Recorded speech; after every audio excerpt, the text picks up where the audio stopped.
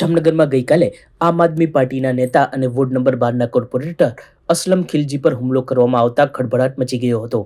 અસલમ ખિલજીને પ્રથમ જીજી હોસ્પિટલ અને પછી ખાનગી હોસ્પિટલમાં સારવાર આપવામાં આવી હતી. દરમિયાન આમ આદમી પાર્ટીના જામજોધપુરના ધારાસભ્ય હેમંતભાઈ ખવા સહિતના આગેવાનો હોસ્પિટલ દોડી ગયા હતા. ઉલ્લેખનીય છે કે ગઈકાલે હુમલા પછી જ આ પ્રકરણમાં વોર્ડ નંબર 12ના જ કોંગ્રેસના કોર્પોરેટર અને મનપાના પૂર્વ વિપક્ષી નેતા અલ્તાફ ખફીનું નામ વહેતું થયું હતું.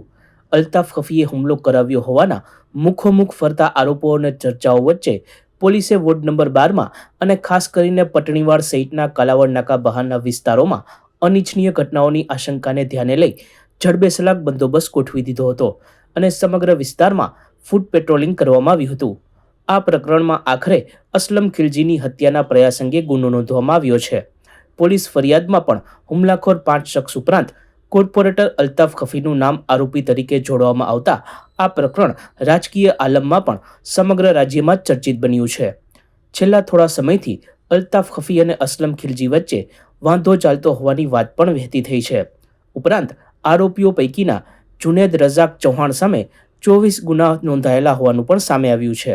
એટલે કે આ પ્રકરણમાં ગુનાહિત ઇતિહાસ ધરાવતા માથાભારે તત્વોની સંડોવણી સામે આવી છે. સિટી ડીવાયએસપી જયવીરસિંહ ઝાલાએ સમગ્ર પ્રકરણ અંગે મીડિયાને માહિતી આપી હતી.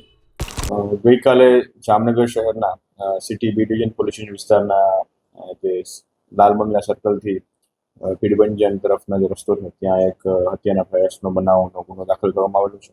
આ બનાવની વિગત મુજબ જે આ કામના ફરિયાદી છે જેનું નામ છે શાહનવાઝ મોહમ્મદ અબ્દુલ કરીમ ખિલજી, તેમના કહેવા મુજબ તેમના સગા છે અસલમભાઈ ખિલજી, તેઓ જ્યારે પોતાના 2 વ્હીલર ઉપર જતા હતા ત્યારે પાછળથી કોઈ એક 4 વ્હીલર ગાડી દ્વારા તેને ઠોકર મારી અને ત્યારબાદ તેના ઉપર પાઇપ, ધોકા અને તલવારના વડે એના ઉપર અલગ અલગ અજાણ્યા 5 ઇસમો દ્વારા હુમલો કરવામાં આવેલો હતો.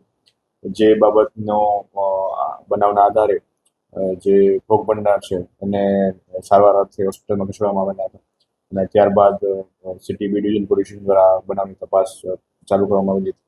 અને જે ફરિયાદ છે એ ફરિયાદમાં ભારતીય ન્યાય સંહિતાની કલમ 109(1), 117(1), 118(1), 115(2), 352, 51(3), 61(2), 189(1), 190 તથા જીપી એક્ટની કલમ 135 મુજબનો ગુનો દાખલ કરવામાં આવેલો છે. જેમાં કુલ આરોપી જુનેદ ઉર્ફે પાવડરિયો ઉર્ફે જુનિયો રજાકભાઈ ચૌહાણ, ઇસ્તિયાક ઉર્ફે ચોટલી વધુભાઈ કુરેશી, સલીમ વલી મોહમ્મદ વલીભાઈ ખિલજી, હબીબ ખફી, સમીર ઉર્ફે ચોર શકીલ ચૌહાણ અને અલ્તાફ ખફી, આ અલગ અલગ 6 આરોપીઓ વિરુદ્ધ જે ફરિયાદી છે એમના દ્વારા પ્રાથમિક રીતે જે એફઆઈઆર આપવામાં આવેલી છે એમાં આટલી વિગત સામે આવેલી છે. જે આરોપી જે છે જુનેદ ઉર્ફે પાવડરિયો તેના વિરુદ્ધ અલગ અલગ પોલીસ સ્ટેશનમાં આશરે 24 જેટલા ગુનાઓ અગાઉ નોંધાયેલા છે, હત્યા અને એનડીપીએસના ગુનાઓ સહિત. જે પ્રાથમિક દ્રષ્ટિએ જે ફરિયાદી છે, ફરિયાદી દ્વારા જે જણાવવામાં આવેલું છે ફરિયાદમાં કે એમનું કહેવાનું એવું છે કે આ જે ભોગ બનનાર જે છે એ આગેવાન હોય વિસ્તારના, તેમને અન્ય આગેવાનો સાથે વિસ્તારમાં અલગ અલગ વાંધા ચાલતા હોય અગાઉથી, તો એ વાંધાનો ખાર રાખી અને આ બનાવ બનેલું હોય એવું તેમને ફરિયાદમાં જણાવેલું છે. જે આ બનાવના અનુસંધાને જે ભોગ બનનાર અને જે આરોપીઓ છે તમામ લોકો એક જ વિસ્તારમાં પટનીવાડ જે સિટી ડિવિઝન પોલીસ સ્ટેશનનો વિસ્તાર છે ત્યાં રહેતા હોય, તો જેથી આ બનાવને અનુલક્ષીને કોઈ અન્ય બીજો અનિચ્છનીય બનાવ ન બને અને વિસ્તારમાં કાયદોની વ્યવસ્થા જળવાઈ રહે તેના અનુસંધાને સિટી ડિવિઝન પોલીસ સ્ટેશન દ્વારા બંદોબસ્ત ચલાવવામાં આવેલો છે. ના, તમામને હાલ જે હસ્તગત કરવાની કાર્યવાહી ચાલુ છે. જામનગરમાં 31 ડિસેમ્બરની આલ્કોહોલ ફ્રી ઉજવણીના લક્ષ્ય સાથે એસપી ડોક્ટર રવિમોહન સૈનીની આગેવાનીમાં પોલીસ વિભાગ સજ્જ થઈ ગયો છે. શહેર તથા જિલ્લામાં શરાબની હેરાફેરી રોકવા માટે વિવિધ પોઈન્ટ પર ચેકિંગ ડ્રાઈવ ગોઠવવામાં આવી છે. ડીકેવી સર્કલ પાસે ચેકિંગ દરમિયાન એસપી ડોક્ટર રવિમોહન સૈની સહિતના અધિકારીઓ ઉપસ્થિત રહ્યા હતા. આ ઉપરાંત શહેરના એન્ટ્રી એક્ઝિટ પોઈન્ટ્સ ઉપર પણ ચેકિંગ હાથ ધરવામાં આવ્યું હતું અને આવતીકાલે પણ આ જ રીતનો બંદોબસ્ત જાળવવામાં આવશે.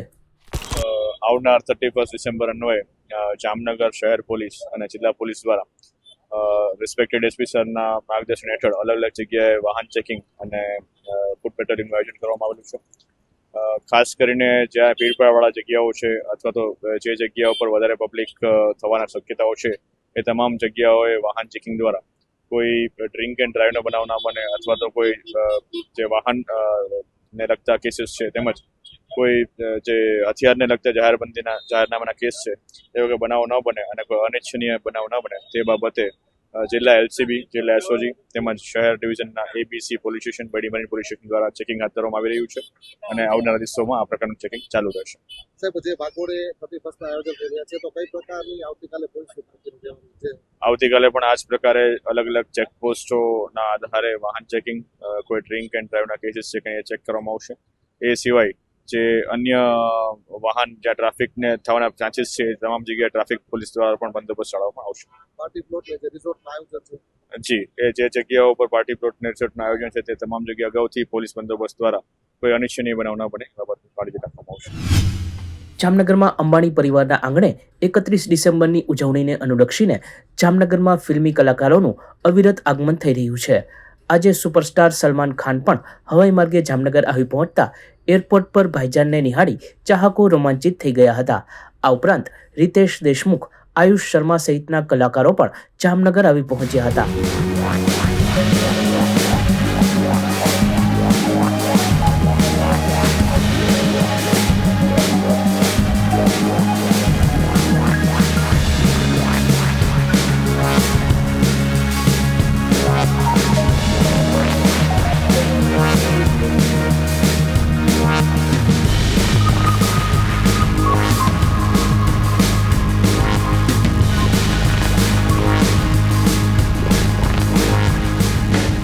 સચોટ સમાચારો સૌથી ઝડપી મેળવવા માટે અમારી ચેનલને સબસ્ક્રાઇબ કરો.